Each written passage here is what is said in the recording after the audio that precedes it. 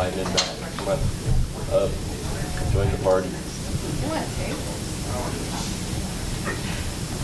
So again, thank you all so much for coming to this little mini Lion conference and sharing so many of your lessons learned. And today we're going to continue with a series of some more focused sessions, pretty short and sweet. We have our speakers speak fairly briefly and then open up for Q&A. And our first session to kick off the day is something that a lot of us end up staying awake at night, worried about some of the legal issues and that kind of thing. And in addition to money, what we might be facing on that front. And Jan Schaffer from JLab was part of a project that put together a legal resource, a place to turn to for some of that information, and she's going to talk about that this morning. So let's hear it for Jan. All right. Hi, everybody. So I'm going to sort of really cruise through very quickly, because all of this is more in depth on the e-learning guide that we have. Basically, Jeff Kossoff and I, we teach a media entrepreneurship course at American University, and we really felt like the kinds of media law that media entrepreneurs need is bigger than just First Amendment law. And so in this, we really focus on some other things that don't get attended to so much when you're talking about libel or privacy. The URL for the whole thing is right there. It's at the Tao Knight Center for Media Entrepreneurship. And, we do a section on business formation. How many of you are sole proprietorships? Few. How many of you are LLCs? How many of you are nonprofits? Sub-S. Anybody C Corp? Nobody. Okay, because I've been asked to add a C Corp to this module, and I just wondered if that was meeting your need. I think as you find in all of this, that sole proprietorships are easy because you just start. And you record everything on your own tax returns, and you have your business deductions, and it's very easy.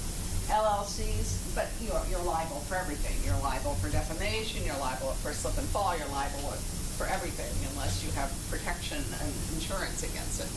LLCs, you get a little bit more protection because, of course, you file on an LLC tax return. You can, if somebody wants to sue, they sue the LLC. They don't sue you personally, and that's nice. Nonprofits, likewise, they can sue the nonprofit. But I think all of you have found that to be a nonprofit, the IRS does not recognize journalism as a charitable enterprise. You know that, right? So a lot of startups think, well, we'll just go be a nonprofit. And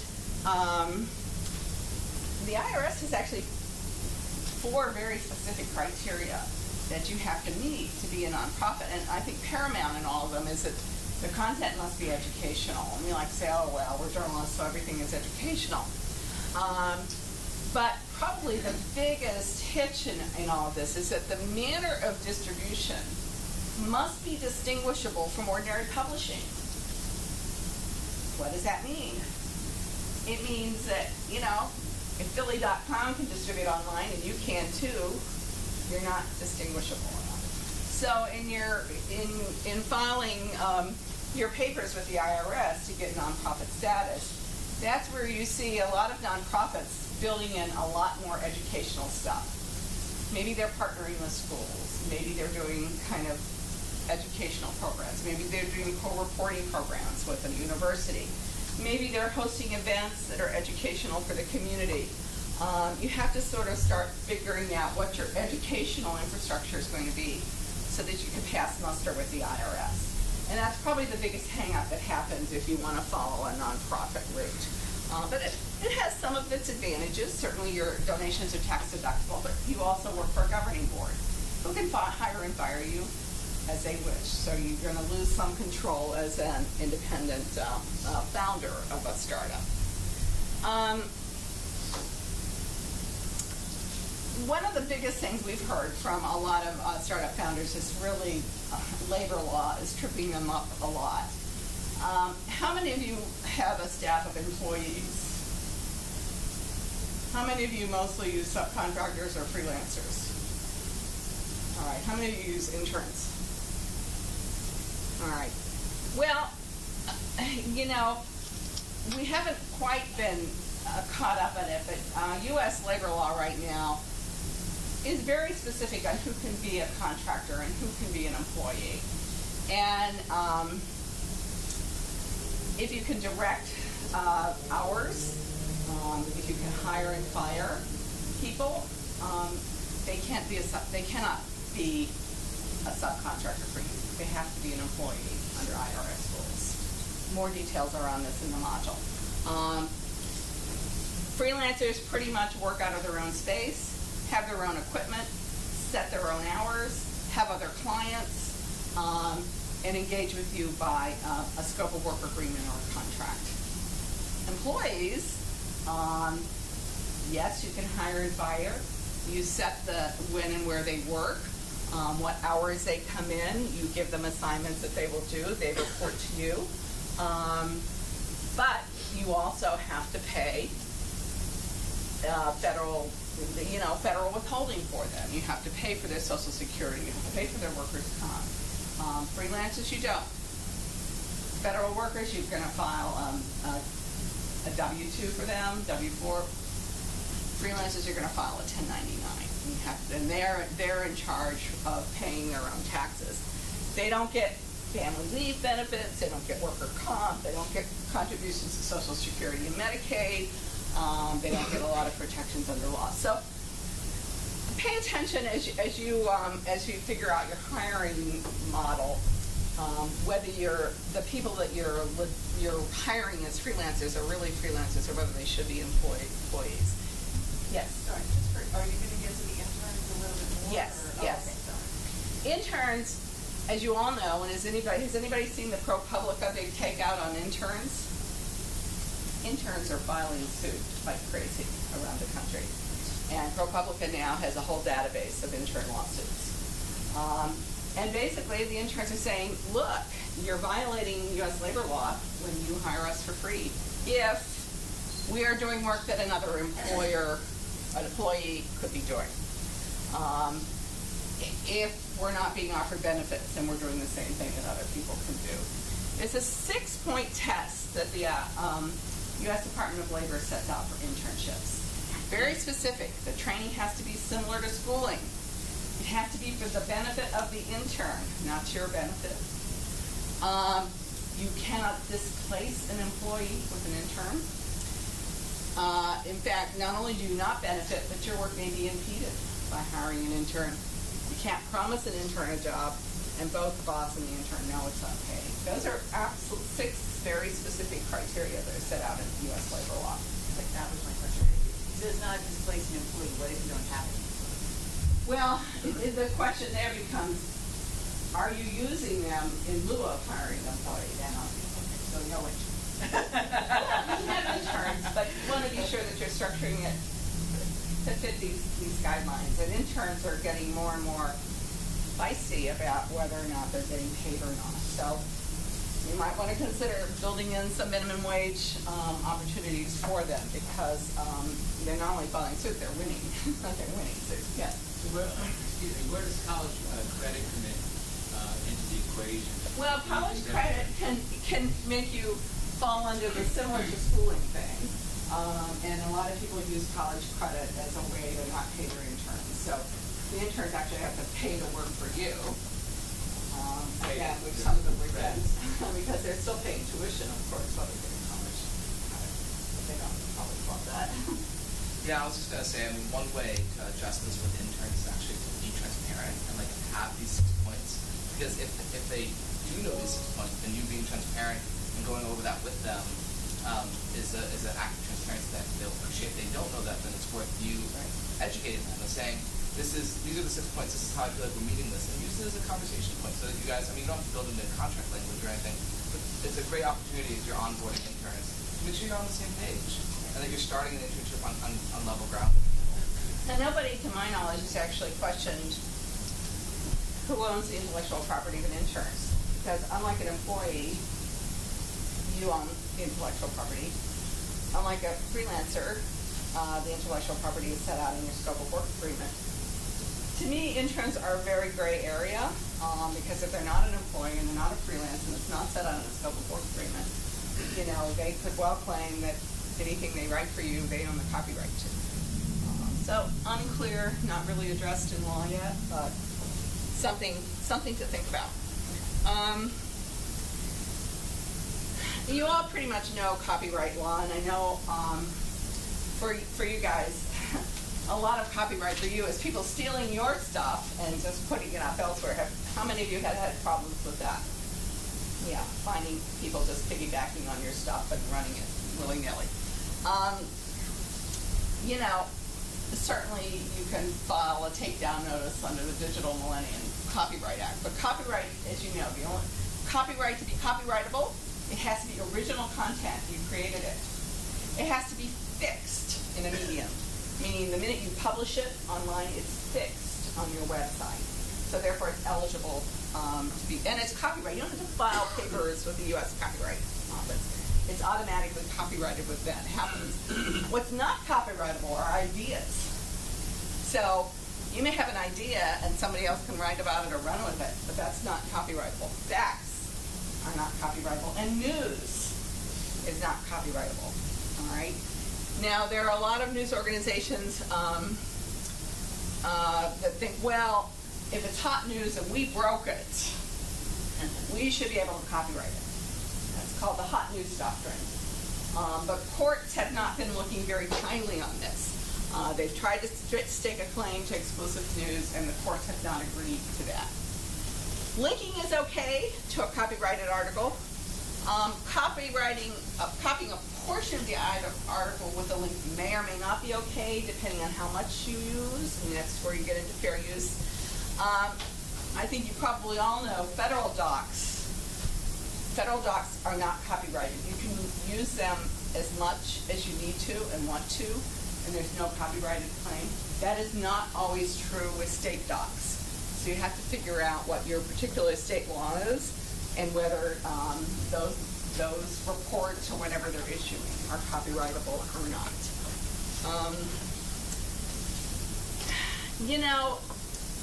What I have seen from startups is a lot of startups, the Texas Tribune and the ProPublica will often have a page that says "Steal Our Stories."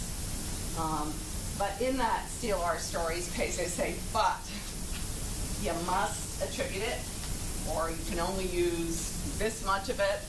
ProPublica, Dick Topol was telling me that anybody can use a story, but you have to use the whole thing. You cannot trim it to fit your space.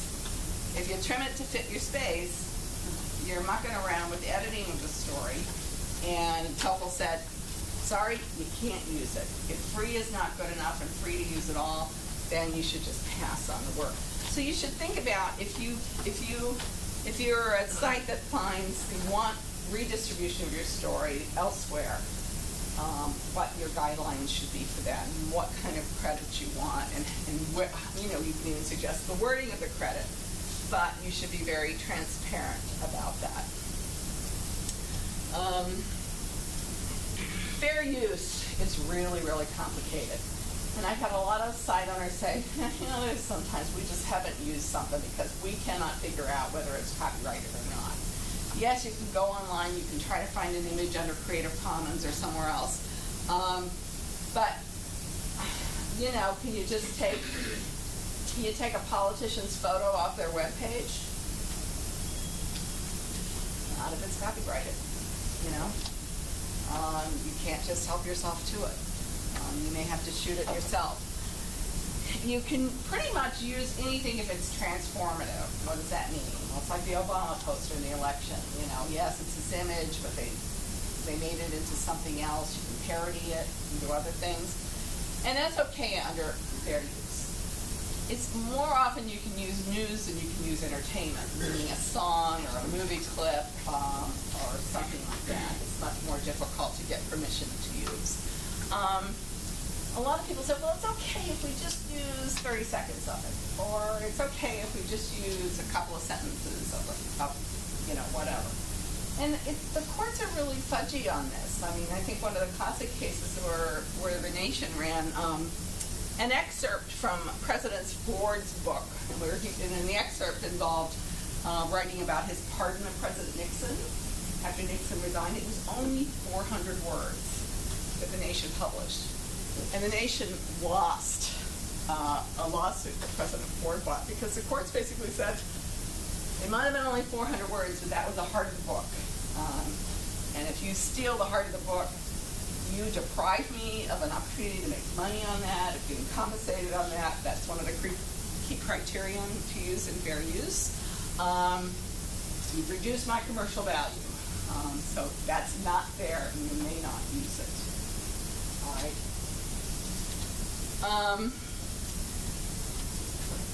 Probably the most common misconception about fair use is that if there's breaking news, you can republish it, from someone else. And actually what the courts have found is republishing copyrighted content during a breaking news event is not fair use. So the flip side of the hot news doctrine is that you can't just use it.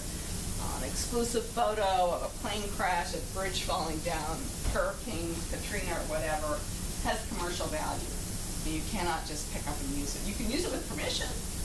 You can call that news organization and ask for permission. They might ask for some compensation for it.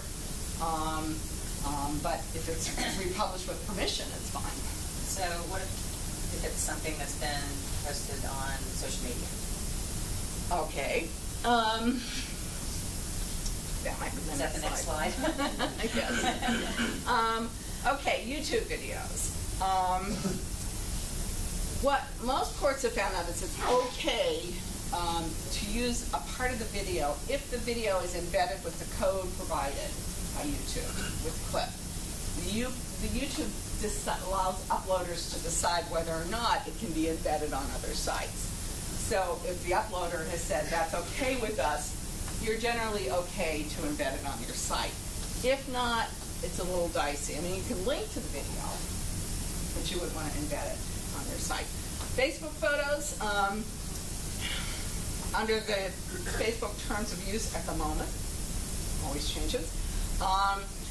Facebook requires users to allow third parties to republish Facebook photos if they are posted on the public setting, but not if they're on the private setting.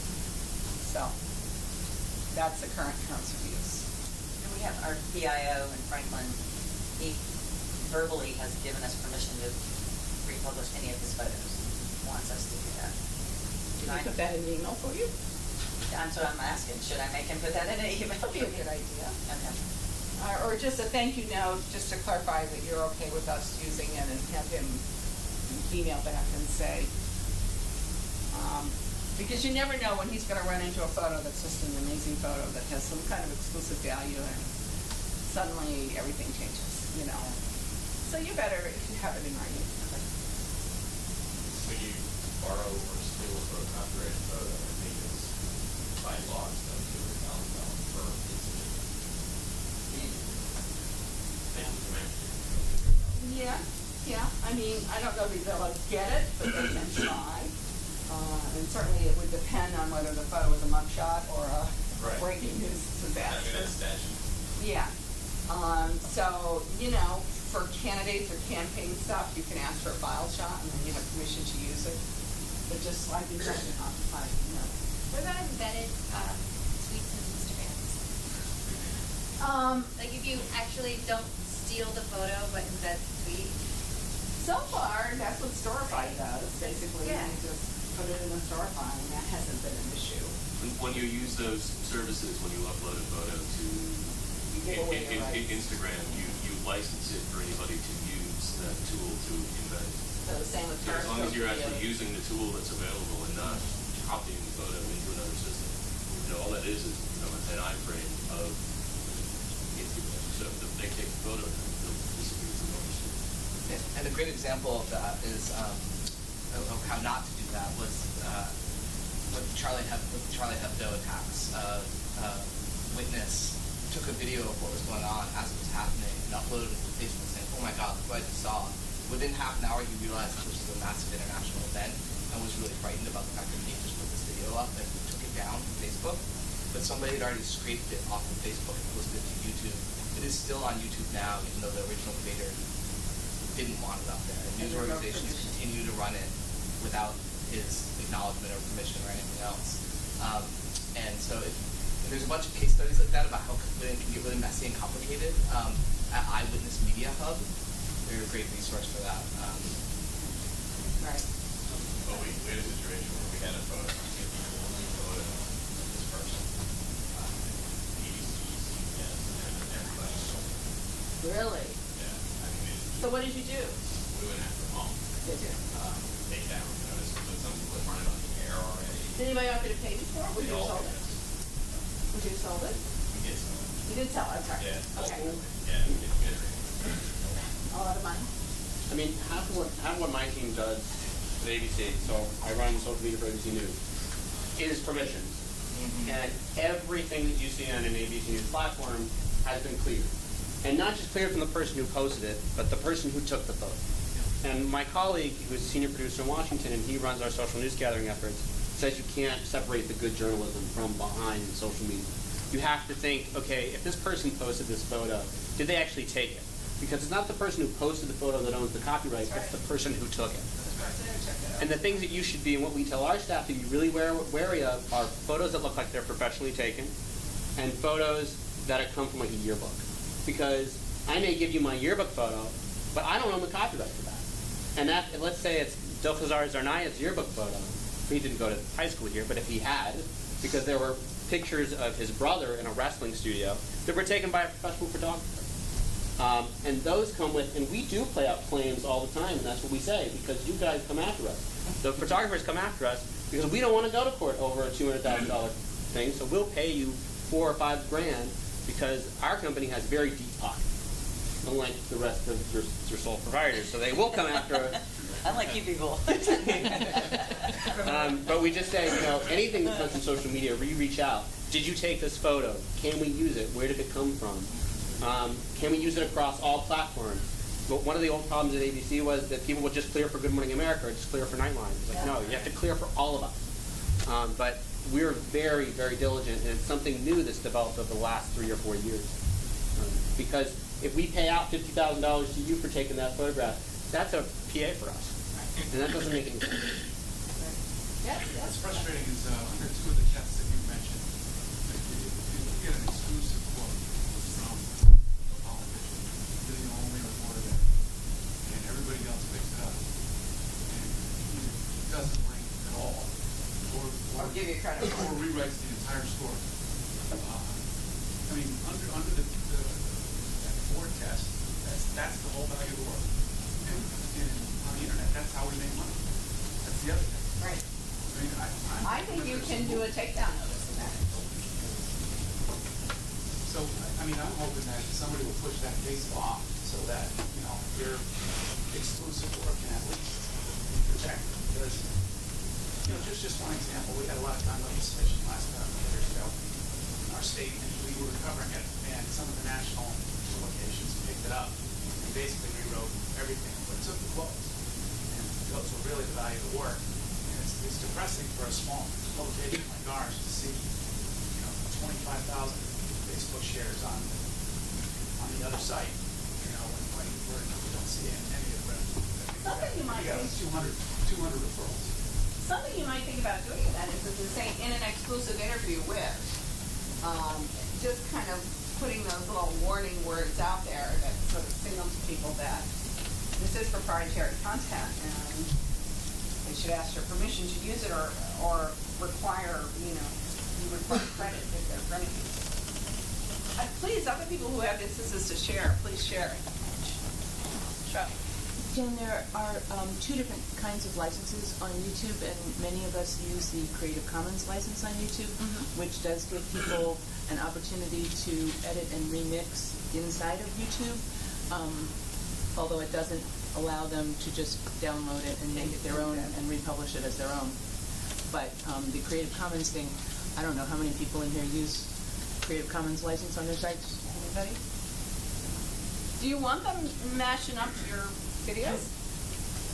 I don't mind them doing it within the YouTube editor. Okay. Yeah. Just, okay. One of the things that this module looks at a little bit more deeply, and I don't think it's addressed in a lot of classic First Amendment law, is native advertising, which is, how many of you are running any kind of sponsored content or branded content on your site? Okay. This has become an area, this is content that is really advertorial, that it mimics editorial, so that's what the advertisers want. They want it to look like editorial. And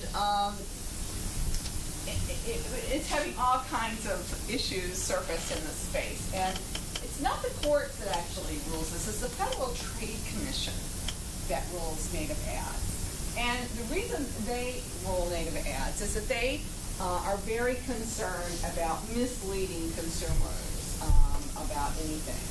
So this whole kind of issue of are you pretending it's news when it's really pitching a product or selling? Now, in the last couple of years, readers are really confused about native ads because there's no consistency in how it's labeled or how it's marked. It can come under the label sponsored by, presented by, featured by, promoted by, in partnership with. It very seldom says paid advertisement. Everybody is kind of using these words to kind of disguise what it is. And the you-know-what hit the fan a couple of years ago when the Atlantic did a whole number of, they published a story, or what looked like a story on the Church of Scientology. And it looked like this, and the only indication that it was a native ad was that little yellow bug that says, if I can read it, sponsor content. And it was a big take on how the church was growing and had so many members, and that their leader was this wonderful person. And the timing of this ad campaign came out just as a book was being published, sort of tearing down the Church of Scientology. Well, what media observers soon discovered is that all of the comments on the story were very positive. And they started to smell a rat. And it turned out that the sponsor not only bought the story space, they bought the commenting space too. And so they were censoring the comments and taking out all the negative comments and only running, the positive comments. And so the big brouhaha, the Atlantic.com, which is one of the early users of sponsored content, has changed its rules now. They don't allow advertisers to buy the comment section. They look more rigidly at what they're accepting and whether it meets their editorial guidelines. They issued an apology. Now, one thing to remember about sponsored content is that one of the reasons that advertisers like it so much is that readers, according to a FTC hearing about a year and a half ago, readers don't notice this little yellow bug. They don't even understand what it means. If it's something that looks like a story, they think it's a story. They don't really understand the difference. And then when people start sharing it in social media, the little yellow bugs go away.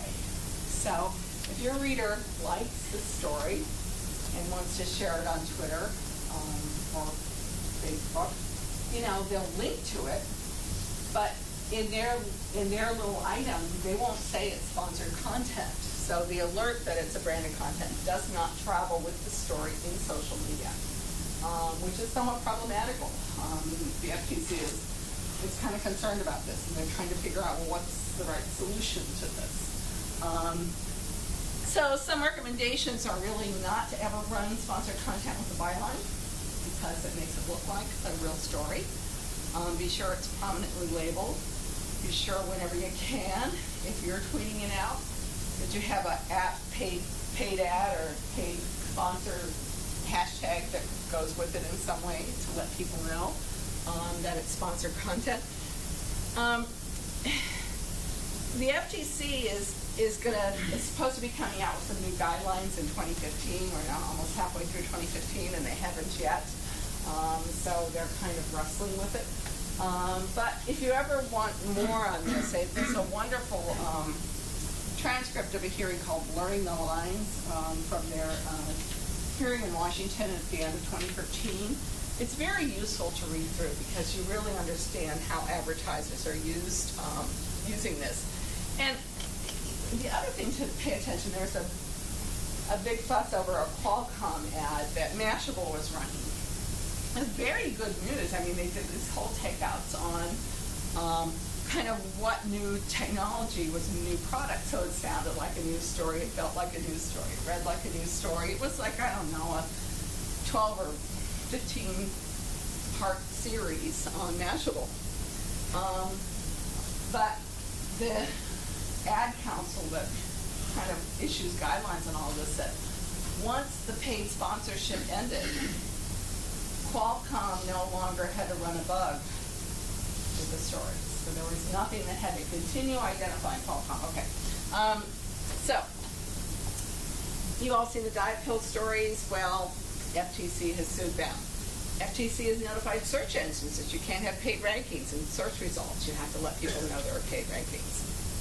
If you all use email newsletters, you should use MailChimp or Constant Contact because they will be sure you adhere to laws that say you have to have an accurate address, you have to have an accurate header, you have to tell people why they are receiving your newsletter, you have to tell them how they could unsubscribe if they want. I got to wrap up pretty fast here.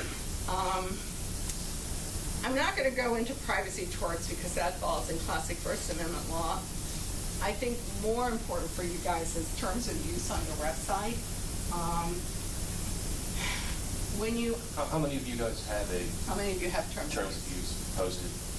Basically, this is our contract with your users, and you are telling them how you are going to use their data and use their information. This is important because if anyone from California in any way ever visits your site, you fall under what is called CalOPA, California Online Privacy Protection Act. You must ID the kinds of information you collect and what you do with it, or you are in violation of CalOPA. And CalOPA, almost no one runs a website where someone from California doesn't at one point visit them. So you really need to think seriously about having terms of use. I'm not going to go through defamation. You can read it, but just remember that you can't couch. Opinion is not the basis for a defamation claim, but if you're doing food reviews or music reviews or whatever, you can't couch facts as opinion and say, in my opinion, such and such is so. For the most part, if you're doing a good job in journalism, you don't have to worry a whole lot about defamation suits because if you're a public figure or a public person, you really have to show either actual malice or negligence. If you're doing a good job, you should not have to worry about that. But it's still expensive to fight it. More important for you guys is other kinds of surveillance that are happening electronically now, and especially if you're doing any kind of investigative or enterprise work, and you have a prosecutor who is on your tail, or could even be a defense attorney is on your tail now. It's almost impossible now for reporters to hide their footprints from anyone. If you use Google Docs, if you use an email, if you're using the cloud for anything, if you're using a cell phone, you can be pretty much followed and tracked, so that a plaintiff doesn't even have to subpoena your emails. They can subpoena Verizon and get your emails. So you want to have a formal retention policy that says how long you're going to keep stuff around, and you don't want it to be very long. And you might want to think in some instances of taking the deep throat route and meeting people in person, where you can't be electronically surveilled in any way when you have a really sensitive story. I'm going to quickly, user-generated content. I think most of you that under Section 230, you're not liable for content users post. And one of the misconceptions is you can't edit it. That's not true. You can moderate it, edit it, delete it, whatever.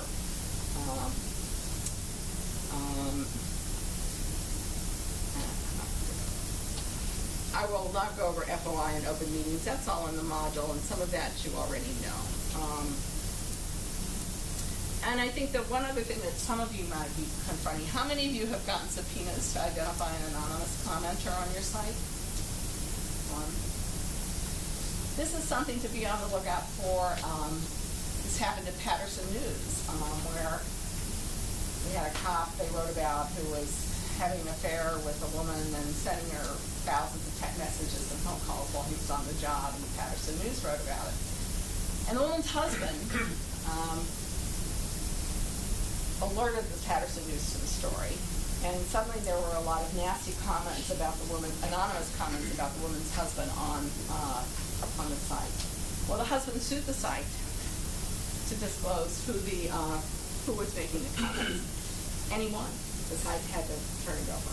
So something to also be concerned about. I'm going to wrap up. Lots more in the module that goes farther into depth than what I've just cruised through here. But hopefully you'll find it useful. Any questions?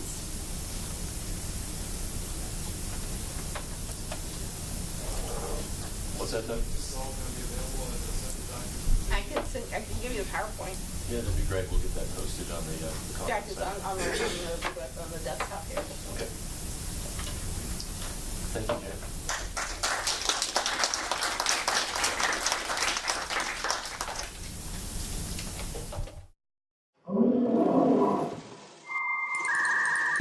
Thank you.